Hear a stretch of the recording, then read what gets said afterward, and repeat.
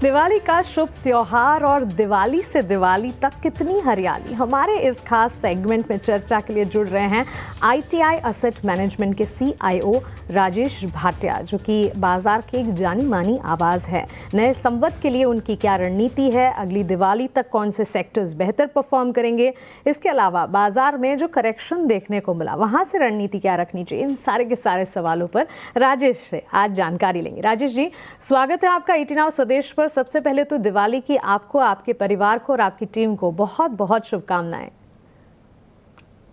धन्यवाद, और मेरे तरफ से भी आपके सारे दर्शकों को हैप्पी दिवाली। मार्केट जो है Rajesh ji, ROE, cash flow, earnings predictability को काफ़ी हद तक रिस्पेक्ट करता है। सेंटिमेंट्स ठीक है, लेकिन ओवरऑल आप भी इस बात से इत्तेफाक रखेंगे कि market is a number game, और इस समय आपका हमारे साथ जुड़ना हमारे लिए श्योर लक है। बताइए, बाजार और साथ ही भारत की इकोनॉमी को लेकर आप कितने ऑप्टिमिस्टिक हैं?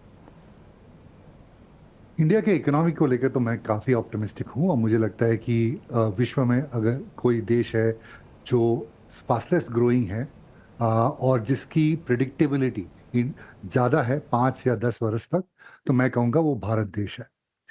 लेकिन एक मार्केट का कॉन्टेक्स्ट भी रखना चाहिए।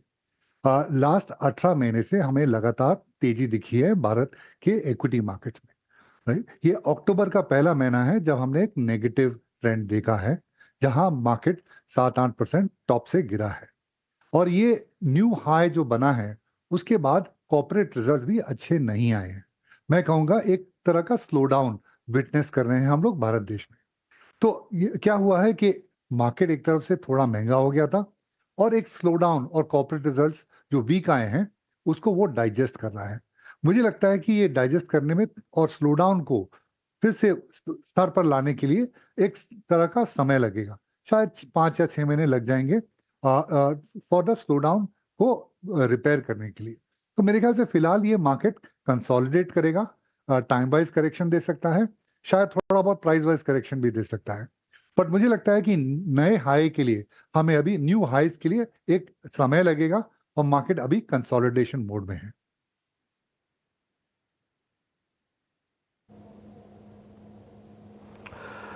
ठीक है मिस्टर भाटिया, एक चीज़ और बताइए आप, अगर मार्केट के अंदर कंसोलिडेशन हो रहा है तो कंसोलिडेशन चर्निंग के अंदर भी चर्निंग के तहत होगा, यानी कि कुछ सेक्टर्स ऊपर आएंगे और कुछ सेक्टर्स नीचे जाएंगे। तो सेक्टोरल चर्निंग में कौन वेटेज पॉजिटिव रखता है, कौन नेगेटिव?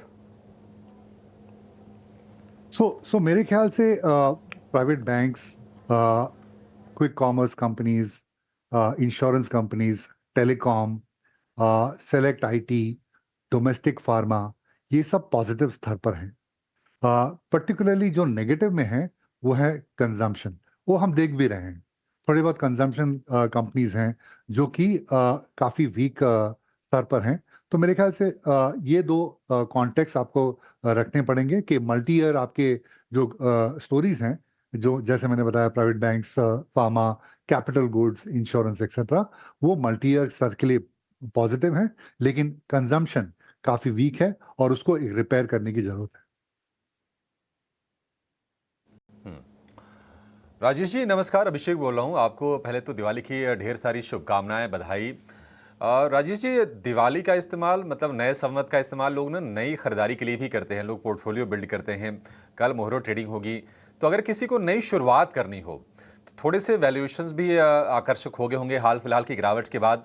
आप ज़रा बता पाएंगे कि कहाँ से शुरुआत करनी चाहिए, और पैसे कौन से सेगमेंट में, कौन से सेक्टर्स में और किस प्रोपोर्शन में डिप्लॉय करने चाहिए अगर नया निवेश करना है तो? मैं कहूँगा कि लार्ज कैप में मेरे ख्याल से वैल्यूएशंस अभी भी ज़्यादा कंफर्टेबल हैं, और मैं कहूँगा कि प्राइवेट सेक्टर बैंक, सबसे ज़्यादा बड़ा प्राइवेट सेक्टर बैंक जो है वो खुद रिपेयर मोड में है, और मेरे ख्याल से फाइनेंशियल ईयर 27 में उसकी एक्सेलरेशन दिखेगी। तो मेरे ख्याल से प्राइवेट सेक्टर बैंक्स में निवेश किया जा सकता है। अगर कोई बोल्ड इन्वेस्टर है वो क्विक कॉमर्स में ही इन्वेस्ट कर सकता है। मल्टी ईयर फेजेस के लिए मेरे ख्याल से लाइफ इंश्योरेंस कंपनीज काफ़ी अच्छे हैं। राजेश जी, बाजार में जितने उतार चढ़ाव, जितनी वॉलेटिलिटी बढ़ रही है, उतना ही मार्केट ट्रिकी भी हो चुका है। क्योंकि जहां हम देख रहे हैं सबसे ज़्यादा वॉलेटिलिटी ब्रॉडर मार्केट्स में होती है सितंबर अक्टूबर में, सितंबर इन पर्टिकुलर, जहां मिड कैप स्मॉल कैप बुरी तरह से टूट रहे थे। अब कुछ सिनेरियोज ऐसे भी नजर आते हैं जहां पर लार्जर प्लेयर्स और निफ्टी, बैंक निफ्टी, ये लार्जर इंडिसेस हैं जो कि बिकवाली का दबाव झेलते हैं, और उसके ठीक सामने ब्रॉडर इंडिसेस में चुनिंदा प्लेयर्स हैं जहां पर अच्छा खासा एक्शन दिखता है। क्या अब भी मिड कैप स्मॉल कैप में कॉशियस रहना चाहिए और लार्ज कैप्स पर ही नजर रखनी चाहिए? आपकी रणनीति क्या होगी? हाँ, मेरे ख्याल से अभी भी मिड कैप और स्मॉल कैप में थोड़ा कॉशियस रहना बेहतर होगा। वैल्यूएशन कंफर्ट लार्ज कैप में है और थोड़ी अपेक्षाएं अपनी कम कर देनी चाहिए।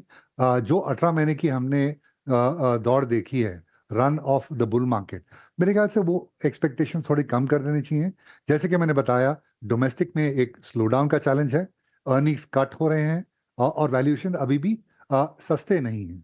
दूसरी तरफ एक्चुअली इंटरनेशनल में रिस्क थोड़े बढ़ रहे हैं, पर्टिकुलरली यूएस में, जहाँ की एक इलेक्शन चल रहा है और वो इलेक्शन का रिजल्ट शायद 10 दिन में आ जाएगा और उसके बाद उनकी क्या रणनीति होगी, इससे बहुत बड़ा प्रभाव पड़ेगा भारत देश को भी।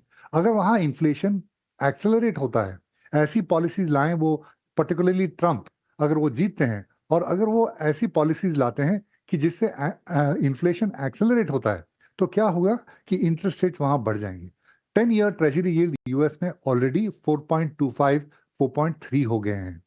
50-60 बेसिस पॉइंट से बढ़ावत आ गई है उनमें इन द लास्ट 1.5 मंथ्स। तो अगर वो और ऊपर जाता है, अगर आपके इंटरेस्ट रेट्स ऊपर जाते हैं, तो वो प्रेशर करेगा वैल्यूएशंस पर, इंक्लूडिंग इंडियन इक्विटी मार्केट्स। तो मेरे ख्याल से वो भी एक इम्पॉर्टेंट डेवलपमेंट है जिसको ध्यान में रखना चाहिए। तो मेरे ख्याल से अपेक्षा थोड़ी कम रखिए। आप अगर 18 महीने से जो आप देख रहे हैं इक्विटी मार्केट्स में, वो kind of pace of growth नहीं आएगी इक्विटी मार्केट्स में। और मेरे ख्याल से लार्ज कैप में रहिए, मिड कैप और स्मॉल कैप में अभी भी मेरे ख्याल से एक करेक्शन की या प्राइस डिस्ट्रक्शन की अभी भी संभावना है और एट बेस्ट मेरे ख्याल से टाइम वाइज करेक्शन की संभावना है। ठीक है भाटी जी, ये बात तो सच है कि जो सब लोग सुनते हैं, जानते हैं, एक दूसरे से बात भी करते हैं मार्केट के अंदर कि आने वाला भविष्य आर्टिफिशियल इंटेलिजेंस का है, रोबोटिक्स का है, सोलर पैनल्स का है ना, और कुछ हद तक टेक्नोलॉजी ड्रिवन चीज़ों का है। जैसे ऑटो में भी जो काम KPIT टेक कर रहा है, कुछ वैसे कि आप सॉफ्टवेयर से और अच्छे से अच्छी फैसिलिटीज़ प्रोवाइड करते जाओ।